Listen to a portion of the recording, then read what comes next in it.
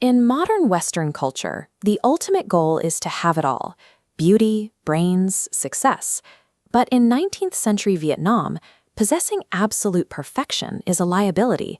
It makes you a target, it turns you into dust. This scale illustrates the core philosophy of Vietnam's national epic, Truyện Kiều. On one side, we have Thai, meaning talent, intellect, and beauty. On the other side is Ment, meaning destiny or fate. In this cosmic worldview, these two forces are locked in a zero-sum war. When talent rises, fate pushes back with equal violence. The poem's protagonist, Thúy Kiều, pushes the left side of this scale to its absolute limit. She possesses flawless physical beauty and unmatched musical genius. She is a statistical outlier of perfection. In this literary universe, that level of exceptionalism guarantees suffering. The universe requires equilibrium, and Kiel's brilliance paints a cosmic target on her back. Kiel begins the story insulated by privilege. Raised in a protected, aristocratic household, she falls deeply in love with a young scholar named Kim Trọng. The trigger for her downfall arrives during a vibrant spring festival.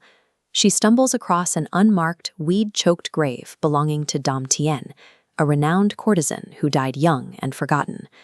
Kieu weeps for a woman she never even met. That visceral empathy acts as a karmic mechanism. By mourning the courtesan, Kieu links her own soul to the dead woman's tragic trajectory. Her capacity to care deeply and her flawless nature are the exact vulnerabilities fate exploits to begin her destruction. The first strike happens abruptly. Corrupt officials frame Kieu's father for a crime he didn't commit, dragging him away and subjecting him to violent torture. This triggers the cultural mandate of Hios, or filial piety, the supreme obligation to one's parents. Kieu is forced to choose between her family's survival and her promise to marry the scholar she loves. Looking at this ledger, we see the transactional reality of her decision. To save her father, Kieu abandons her romantic future and sells her physical body to a stranger named Mã Giám Sinh. Her freedom is commodified for exactly 400 taels of gold.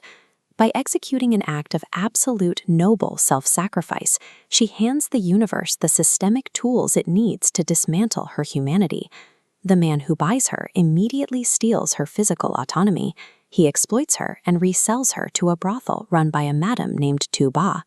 Trapped in the sex trade, Kieu tries to leverage her intellect and charm to survive.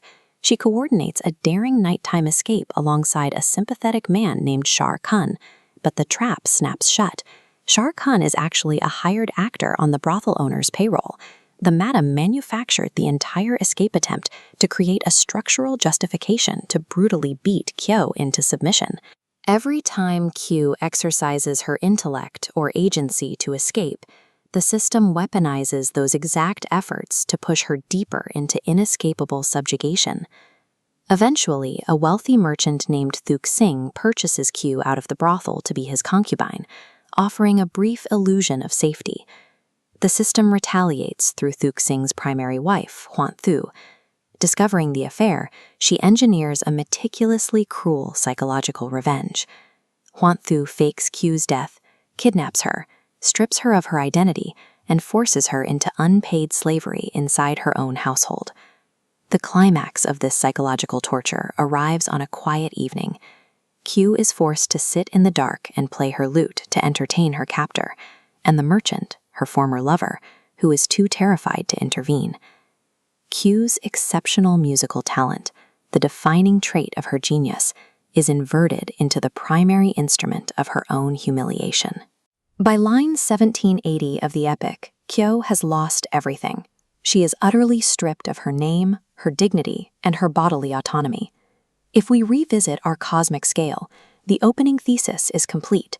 The side representing fate, Meng, has systematically crushed the side representing talent, Tai, without exception.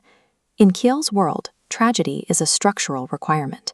The universe maintains its equilibrium by stripping away the agency of any woman who possesses too much. By refusing to grant Kieu a happy ending, the poem forces us to look directly at the fragility of individual virtue.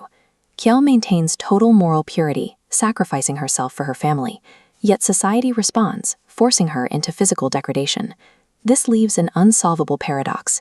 If doing the absolute moral right thing ensures your total self-destruction, how can anyone safely navigate the world? 2 centuries later, the poem stands as a brutal, beautiful record of the agonizing price of perfection in a broken world.